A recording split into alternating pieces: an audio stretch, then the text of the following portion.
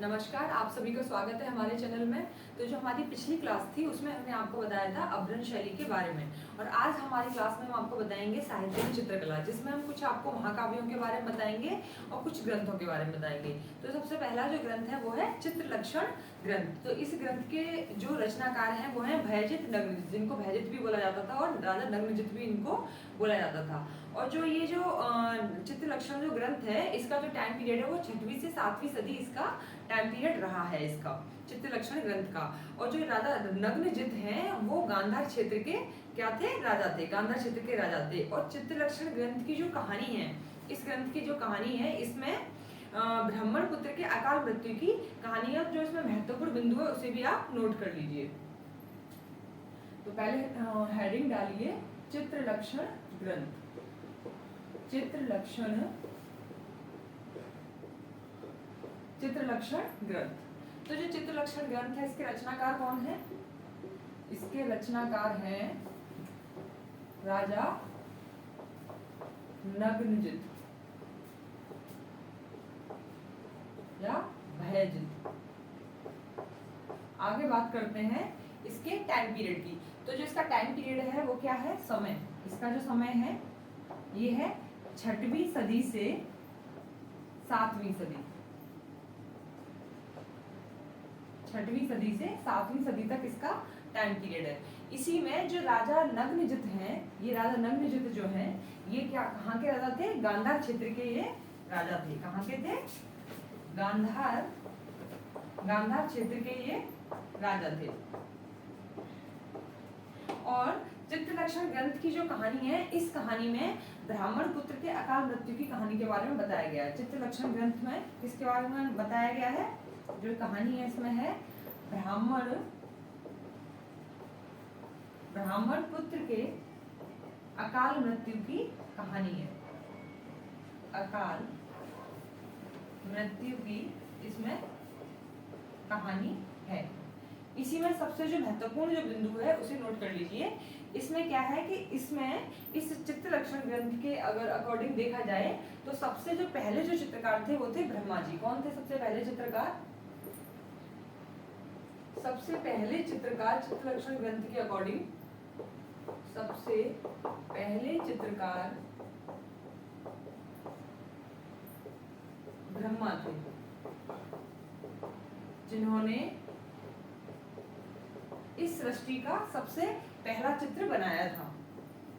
जिन्होंने इस सृष्टि का सबसे पहला चित्र बनाया था। तो ये चित्रलक्षण ग्रंथ के अनुसार बताया गया, इसे नोट कर लीजिए, ये एग्जाम में पूछ लिया जाता है। ये बहुत महत्वपूर्ण बिंदु है कि चित्रलक्षण ग्रंथ के अनुसार सबसे जो पहला चित्रकार है वो कौन सा है? वो है ब्रह्मा जी।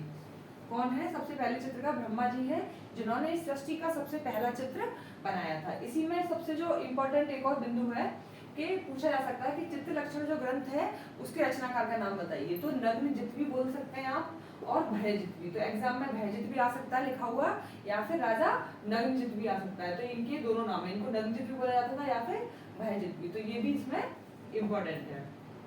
इसी में ये जो राजा नग्नजित थे, कहाँ के राजा हैं? ये गांधार क्षेत्र के राजा थे। अब आगे बात करते हैं कि चित्रलक्षण ग्रंथ में नेत्रों के बारे में बताया गया है। 5 प्रकार के नेत्र हैं। इसमें कितने प्रकार के नेत्र हैं? 5 प्रकार के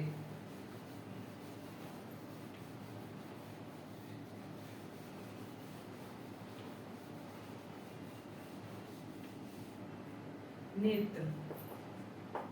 कितने प्रकार के हैं? 5 प्रकार के। तो जो पहला नेत्र है वो है धनुषाकृति नेत्र।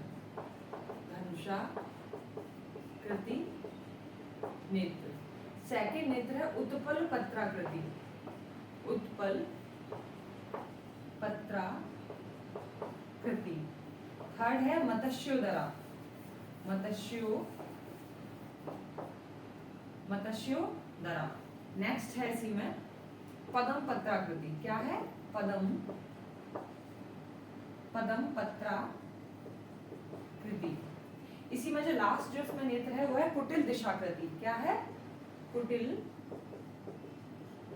दिशाकृति। कुटिल दिशाकृति। तो इसमें जो है ये 5 नेत्रों के बारे में बताया गया है। चित्र लक्षण ग्रंथ में कितने नेत्रों के बारे में बताया गया है? 5 नेत्रों के बारे में से इसमें बताया गया है। तो पहला नेत्र है धनुषाकृति नेत्र, सेकंड है उत्पल पत्राकृति नेत्र, थर्ड है मत्स्योदरा। थर्ड क्या है? मत्स्योदरा, सॉरी मत्स्योदरा। थर्ड है मत्स्योदरा और फोर्थ है पदम पत्राकृति और कुटिल दिशाकृति। तो इसमें भी एग्जाम में पूछ सकते हैं कि नेत्रों की संख्या कितनी है, तो आप नेत्रों की संख्या बताओगे। 5 इसमें नेत्रों की संख्या है। अलग अलग नेत्र के बारे में पूछ सकते हैं तो आप बता देंगे, और सारे नेत्रों के बारे में पूछा जाएगा तो आप बता सकते हैं कि धनुषाकृति, उत्पल, मत्स्योदरा, पदम और कुटिल इसमें ये नेत्र हैं। इसी में नेक्स्ट है जो भयजित के जो गुरु हैं, भयजित के गुरु के बारे में पूछ सकते हैं, जो उनके कला गुरु थे, वो है विश्वकर्मा जी। ये सबसे इंपॉर्टेंट है, ये भी इसमें। भयजित जी के जो कला गुरु हैं वो कौन है? राजा भयजित के कला गुरु पूछ सकते हैं या कला गुरु पूछ सकते हैं, तो आप क्या बताएंगे? विश्वकर्मा जी, विश्वकर्मा जी। और विश्वकर्मा जी के जो गुरु थे वो थे स्वयं ब्रह्मा, मतलब नारायण। इनके जो गुरु थे विश्वकर्मा जी के, तो इनके गुरु कौन थे? ब्रह्मा, नारायण। ठीक है। तो भयजित के जो कलागुरु हैं वो है विश्वकर्मा जी, और विश्वकर्मा जी के गुरु जी के बारे में पूछा जाए कि विश्वकर्मा के कलागुरु कौन है, तो ब्रह्मा थे या फिर नारायण भी इनको बोल सकते हैं। तो ये हुआ चित्र लक्षण ग्रंथ के बारे में। जो चित्र लक्षण ग्रंथ में जो भी इंपॉर्टेंट बिंदु हैं वो सभी ये हैं आपके बिंदु। अब हम बात करते हैं वेदों के बारे में। किसके बारे में? वेदों के बारे में। तो आपको बताइए वेद कितने हैं? 4 वेद हैं। हेडिंग डाल लीजिए वेद। तो जो वेद हैं उनकी संख्या कितनी है? 4।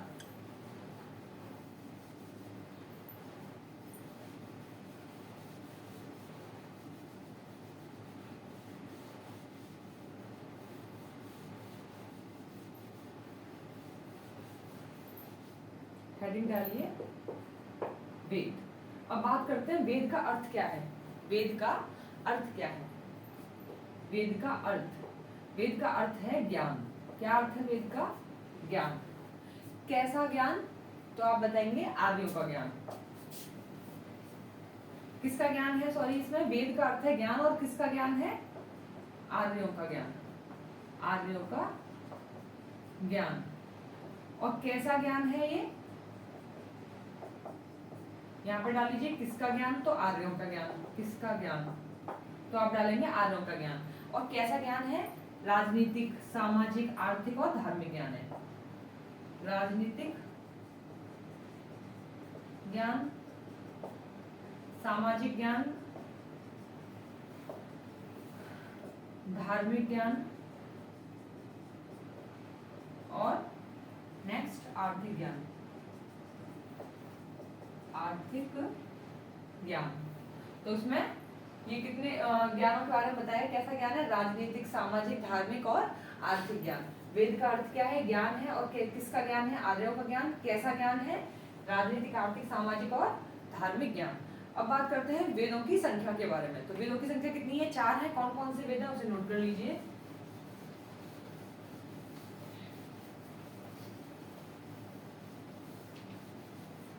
वेदों की संख्या कितनी है?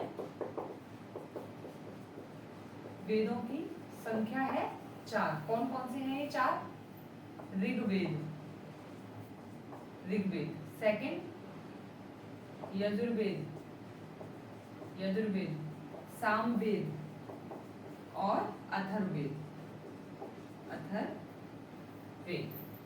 तो ये जो है 4 ज्ञान है, सॉरी 4 वेद हैं। वेदों की संख्या पूछेंगे तो आप बताएंगे 4 वेद है, ऋग्वेद, यजुर्वेद, सामवेद और अथर्ववेद।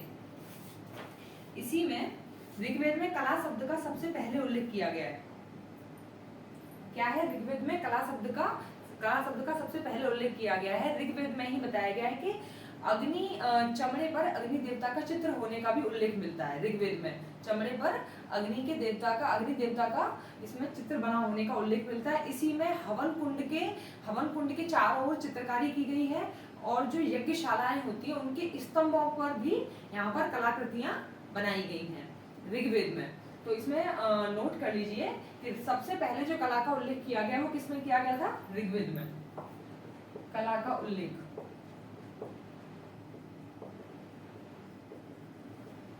सबसे पहले किया गया किसमें किया गया? सबसे पहले उल्लेख कला का ऋग्वेद में सबसे पहले कला का उल्लेख किया गया। इसी में आप नोट कर लीजिए कि ऋग्वेद में जो बिंदु है और नोट कर लीजिए कि अग्नि देवता का जो चित्र मिला है चमड़े पर वो ऋग्वेद में मिला है। चमड़े पर अग्नि देवता का चित्र बना हुआ मिला है ऋग्वेद में। बना हुआ मिला है चमड़े पर अग्नि देवता का जो चित्र मिला है वो ऋग्वेद में मिला है। इसी में हवन कुंड के चारों ओर जो है चित्रकारी की गई है ऋग्वेद में। हवन कुंड के चारों ओर चित्रकारी की गई है और यज्ञशालाओं के स्तंभों पर कलाकृतियां अलग अलग बनाई गई हैं। यज्ञशालाओं के स्तंभों पर कलाकृतियां बनाई गई हैं।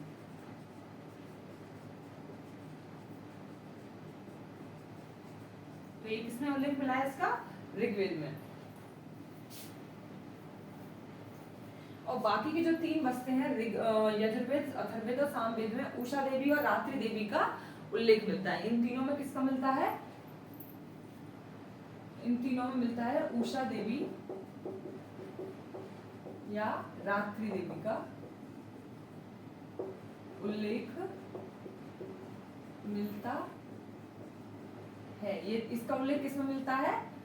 यजुर्वेद में, यजुर्वेद, सामवेद और अथर्ववेद। इन सब में जो है उषा देवी और रात्रि देवी का इसमें उल्लेख मिलता है। उषा देवी और रात्रि देवी का उल्लेख किसमें मिलता है? इन तीनों वेदों में, यजुर्वेद, अथर्ववेद, सामवेद में। और अगर बात करते हैं ऋग्वेद की, तो सबसे पहले कला का उल्लेख जो किया गया था वो सबसे पहले कला का उल्लेख ऋग्वेद में किया गया। और ऋग्वेद जो है सबसे पुराना जो है वेद है ये। और चमड़े पर अग्नि देवता का जो चित्र बना हुआ मिला है वो भी ऋग्वेद में मिला है। इसी में हवन कुंड के चारों ओर चित्रकारी की गई है। यज्ञशालाओं के स्तंभों पर कलाकृतियां भी बनी हुई पाई गई है, वो पाई गई है ऋग्वेद में। तो अब इसमें जो एग्जाम की दृष्टि से जो महत्वपूर्ण बिंदु है उन्हें नोट कर लीजिए। तो इसमें पूछ सकते हैं कि वेद का अर्थ क्या है। ये एग्जाम में टीजीटी में कई बार पूछ भी लिया गया है, तो इसमें ये इंपॉर्टेंट है। और इसमें कैसा ज्ञान पूछा जाता है? किसका ज्ञान है? आर्यों का ज्ञान है। मेन जो पूछा गया वो पूछा गया वेद का अर्थ क्या है। तो वेद का अर्थ पूछ लिया जाता है। वेद का अर्थ है ज्ञान। किसका ज्ञान? आर्यों का ज्ञान। कैसा ज्ञान? राजनीतिक, धार्मिक, आर्थिक और सामाजिक ज्ञान। इसी में बात करते हैं कि वेदों की संख्या कितनी है। तो 4 संख्या है वेदों की। ये भी इंपॉर्टेंट है। कौन कौन से वेद हैं? वो 4 ये वेद हैं। और सबसे ज्यादा इंपॉर्टेंट इसमें ज्ञान के बारे में पूछ लिया जाता है। और एक पूछ लिया जाता है इसमें कि सबसे पहले कला का उल्लेख किस वेद में किया गया है। तो आप बताएंगे ऋग्वेद में सबसे पहले कला का उल्लेख किया गया है। सबसे पहले उल्लेख किसमें किया गया है? ऋग्वेद में। इसी में चमड़े पर अग्नि देवता का जो चित्र मिला है वो किस वेद में मिला है? तो आप बताएंगे चमड़े पर अग्नि देवता का जो उल्लेख मिला है वो ऋग्वेद में मिला है। तो ये भी इंपॉर्टेंट है। और हवन कुंड के चारों ओर जो चित्रकारी की गई है और यज्ञशालाओं के स्तंभों पर चित्रकारी की गई वो किस वेद में की गई है? ये भी ऋग्वेद में की गई है। उषा देवी या रात्रि देवी का जो उल्लेख मिलता है वो किस वेद में मिलता है? इन तीनों वेदों में मिलता है। किसी एक वेद के बारे में डिस्कस किया जा सकता है, पूछा जा सकता है, तो आप एक वेद के बारे में बताएंगे। तीनों वेदों के बारे में पूछेंगे तो आप इन तीनों में से सभी पे टिक लगा देंगे। तो इसमें ये तीनों वेदों में उषा देवी और रात्रि देवी का उल्लेख मिलता है। तो ये हुआ आपका वेद। और पहले हमने आपको बता दिया चित्त लक्षण ग्रंथ के बारे में। अब हम आपको बताएंगे महाकाव्य के बारे में। महाकाव्य है जैसे कि रामायण, महाभारत। तो सबसे पहले रामायण के बारे में हम आपको बताएंगे। तो नोट कीजिए, रामायण हेडिंग डाल लीजिए, रामायण।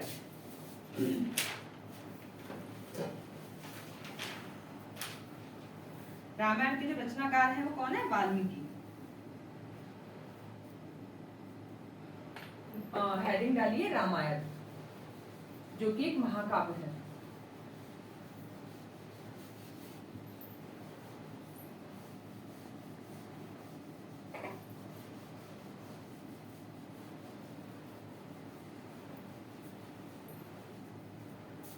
रामायण क्या है ये? रामायण जो है ये है एक महाकाव्य। तो इस रामायण के जो रचनाकार है वो कौन है? वाल्मीकि जी, जिनको आदि कवि भी बोला जाता है। कौन है रामायण के रचनाकार? वाल्मीकि। वाल्मीकि जी, रामायण के जो रचनाकार हैं वाल्मीकि जी हैं, जिनको आदि कवि भी बोला जाता है। आदि कवि भी इनको बोला जाता है। इन्हीं का जो अगर मूल नाम जो बात की जाए, मूल नाम की, वाल्मीकि जी का जो मूल नाम है वो है रत्नाकर। क्या नाम है मूल नाम? रत्नाकर। इनका मूल नाम है रत्नाकर। अब बात करते हैं रामायण के टाइम पीरियड की। 6वीं सदी ईसा पूर्व से 5वीं सदी ईसा पूर्व तक। 6वीं सदी ईसा पूर्व से 5वीं सदी ईसा पूर्व तक रामायण में कांडों की संख्या की बात की जाए तो 7 कांड हैं इसमें। कितने हैं? 7 कांड। कितने कांड हैं इसमें? 7 कांड हैं। बाल कांड है, अयोध्या कांड, अरण्य कांड, किष्किंधा कांड है इसी में, और सुंदर कांड है, लंका कांड और उत्तर कांड। तो इसके कांडों की संख्या नोट कर लीजिए। कितने कांड हैं इसमें? 7 कांड है। सबसे पहला कांड बाल कांड, अयोध्या कांड, अरण्य कांड, किष्किंधा कांड, किष्किंधा कांड, इसी में आएगा उत्तर कांड, सॉरी सुंदर कांड आएगा पहले, सुंदर कांड। नेक्स्ट है लंका कांड, इसका नेक्स्ट है इसमें उत्तर कांड। तो ये है 7 कांड। ये कितने हैं? ये हैं 7 कांड हैं इसमें। बालकांड, अयोध्या कांड, अरण्य कांड, किष्किंधा कांड और सुंदर कांड, लंका और उत्तर कांड। ये इसमें इनकी संख्या है। इसी में श्लोकों की अगर संख्या की बात की जाए कि रामायण में श्लोकों की संख्या कितनी है? 24,000 इसमें श्लोक है। श्लोकों की संख्या कितनी है? श्लोक है इसमें 24,000। इसमें 24,000 इसमें श्लोक हैं। इसी में रामायण में कला को जो है शिल्प कहा गया है। क्या कहा गया है रामायण में? कला को शिल्प कहा गया है। तो क्या क्या आता है शिल्प में? शिल्प में आता है नृत्य, वादन, गायन, नृत्य, वादन, गायन, और इसमें नृत्य, वादन, गायन और चित्रकला। क्या आएगा? और आएगा चित्रकला। ठीक है। इसी में नेक्स्ट हम बात करते हैं कि रामायण के जो नायक हैं वो कौन है? रामायण के नायक कौन है? राम जी, जो कि इन सभी कलाओं में प्रवीण थे। नृत्य में, गायन में, वादन में और चित्रकला में। तो इन सभी कलाओं में वो क्या थे? प्रवीण थे। रामायण के नायक कौन है? रामायण के नायक है राम, जो कि इन चारों कलाओं में सिद्धहस्त थे। नृत्य में, गायन में, वादन में और चित्रकला में। इन चारों ही कलाओं में क्या थे वे चारों ही कलाओं में प्रवीण थे या माहिर थे। ठीक है, प्रवीण थे या माहिर थे। इसी में बात करते हैं कि जब राम जी ने जो सीता जी की जो स्वर्ण मूर्ति बनवाई थी वो किस चित्रकार से बनवाई थी? मय नामक चित्रकार से उन्होंने क्या बनवाई थी? सीता जी की स्वर्ण मूर्ति बनवाई थी। सीता की स्वर्ण मूर्ति बनवाई थी। और जो विद्याजित हैं, इन्होंने राम का कटा हुआ सर और उनके धनुष बाण की छद्म आकृति को बनाया। विद्याजित ने क्या बनाया था? विद्याजित ने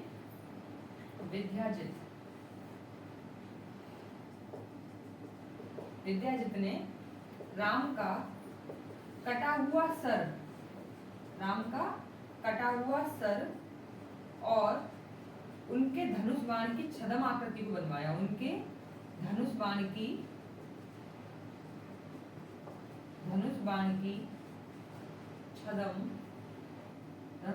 छद्म आकृति को बनाया।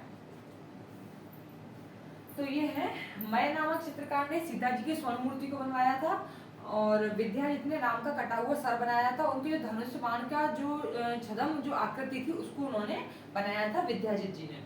तो इसमें जो महत्वपूर्ण बिंदु है उनको नोट कीजिए कि रामायण के जो रचनाकार है वो कौन है, वाल्मीकि, जिनको आदि कवि भी बोला जाता है। इनका मूल नाम पूछ लिया जाता है, मूल नाम क्या है, रत्नाकर जी।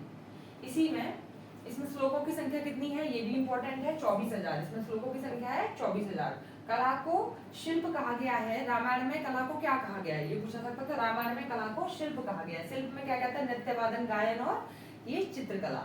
और जो इसके रामायण के जो नायक हैं, कौन है रामायण के नायक, राम, जो कि सभी कलाओं में सिद्धहस्त थे वे।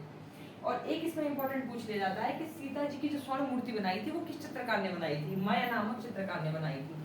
और राम का कटा हुआ सिर किसने बनाया था, विद्याजित जी ने। लेकिन ज्यादा जो पूछा जाता है वो मय के बारे में पूछा जाता है कि सीता जी की जो स्वर्ण मूर्ति बनवाई थी वो किससे बनवाई थी, मय नामक चित्रकार से बनवाई थी।